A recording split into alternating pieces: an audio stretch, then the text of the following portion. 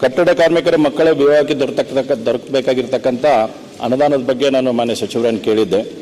2022-23ಕ್ಕೆ ಸುಮಾರು 66,514 ಜನ ಉತ್ತರವನ್ನು ಕೊಟ್ಟಿದ್ದಾರೆ. 23-24ಕ್ಕೆ 50,398, 24-25ಕ್ಕೆ 40,262. ಅಂದರೆ ಒಟ್ಟು 1,57,174 ಜನ ಅರ್ಜಿಯನ್ನು ಹಾಕಿದ್ರು. ಆದರೆ ಮಂಜೂರು ಆಗಿರೋದು 1,06,091 ಜನ.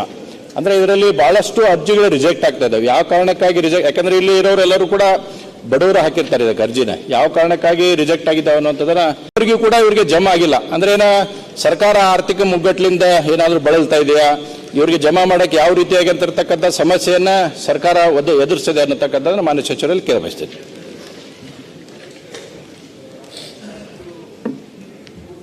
ಹೇಳಿದ್ದಾರೆ. ಮೊದಲನೇ ಪ್ರಶ್ನೆ 22, 23, 23, 24, 24-25 3 ವರ್ಷದಲ್ಲಿ ಎಷ್ಟು ಅಪ್ಲಿಕೇಶನ್ಸ್ಗಳು ಬಂದಿದ್ದಾವೆ?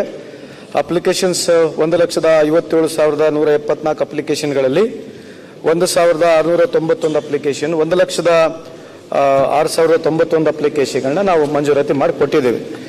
ಇದರಲ್ಲಿ ಶಾಸಕರಿಗೆ ಗಮನಕ್ಕೆ ತರ್ತಕ್ಕಂಥ ಏನಂತಂದ್ರೆ, ಇದರಲ್ಲಿ ಕೇಳಿರ್ತಕ್ಕಂಥ ಪ್ರಶ್ನೆ ಏನು ಹೇಳ್ತಾರೆ ಅವರು, ಯಾಕೆ ಅಪ್ಲಿಕೇಶನ್ ರಿಜೆಕ್ಟ್ ಆಗ್ತಾ ಇದೆ ಅಂತೇಳಿ. ನಾವು ಸಾವಿರಾರು ಅಪ್ಲಿಕೇಶನ್ಸ್ಗಳನ್ನ ವಿಲೇವಾರಿ ಮಾಡಬೇಕು, ಸಾವಿರಾರು ಅಪ್ಲಿಕೇಶನ್ಸ್ನ ಸ್ಕ್ರೂಟಿನಿ ಮಾಡ್ತಕ್ಕಂಥ ಸಂದರ್ಭದಲ್ಲಿ ಪ್ರತಿಯೊಬ್ಬರಿಗೆ ಹೋಗಬೇಕು, ಮನೆಗೆ ಹೋಗಬೇಕು, ಚೆಕ್ ಮಾಡಬೇಕು, ವೆರಿಫಿಕೇಶನ್ ಮಾಡಬೇಕು. ವೆರಿಫಿಕೇಶನ್ ಮಾಡಿದ ನಂತರನೇ ರಿಜೆಕ್ಟ್ ಮಾಡ್ತಕ್ಕಂಥದ್ದು ಒಂದು ಪ್ರಕ್ರಿಯೆ ಚಾಲೂ ಮಾಡಿದ್ದೀವಿ. 56 ಲಕ್ಷ ಇರ್ತಕ್ಕಂಥ ಏನು ನಮ್ಮಲ್ಲಿ ಕನ್ಸ್ಟ್ರಕ್ಷನ್ ಲೇಬರ್ ಕಾರ್ಡ್ಗಳಿದ್ವಿ, ಇವತ್ತು 30 ಲಕ್ಷ ಆಕ್ಟಿವ್ ಕಾರ್ಡ್ಗೆ ಬಂದಿದ್ದೀವಿ. ಅಂದ್ರೆ 26 ಲಕ್ಷ ಏನು ಫೇಕ್ ಕಾರ್ಡ್ಸ್ಗಳನ್ನ ತೆಗೆದಿದ್ದೀವಿ, ಇನ್ನು ಮುಂದೆನೂ ತೆಗಿತೀವಿ. ತಾವೇನು ಇಲ್ಲಿ ಕೇಳ್ತಾ ಇದ್ರಿ, 6,317 ಅಪ್ಲಿಕೇಶನ್ಸ್ಗಳು ಪೆಂಡಿಂಗ್ ವೆರಿಫಿಕೇಶನ್ ಇದೆ. ಅಪ್ರೂವಲ್ ಆದ ತಕ್ಷಣ ದುಡ್ಡಿಗೇನು ಸಂಬಂಧ ಇಲ್ಲ.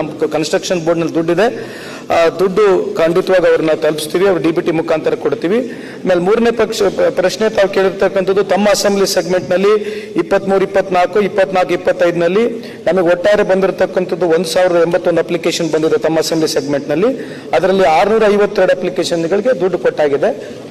ಯಾರಿಗೆ ರಿಜೆಕ್ಟ್ ಮಾಡಿದೀವಿ ಅದಕ್ಕೆ ಸಮರ್ಪಕವಾದಂಥ ಕಾರಣಗಳಿಂದ ಅವ್ರನ್ನ ರಿಜೆಕ್ಟ್ ಮಾಡಿರ್ತೀವಿ ಸಭಾಧ್ಯಕ್ಷರು. ಓಕೆ.